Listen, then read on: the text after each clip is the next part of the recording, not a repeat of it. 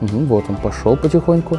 И вот здесь вот мы видим, как медленно, но верно подается воздух с стекла. Я немножко приоткрыл, то есть это не полностью минус. То есть можно дозакрыть. И у нас сразу горение, ну, практически полностью прекращается. Кстати, интересно, что оно не полностью прекращается. Все равно немножко поддерживается.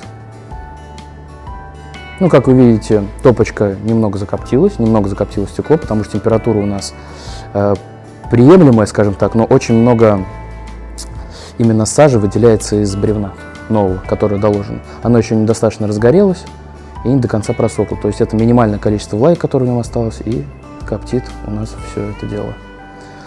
Теперь давайте выведем обратно в рабочую температуру печь.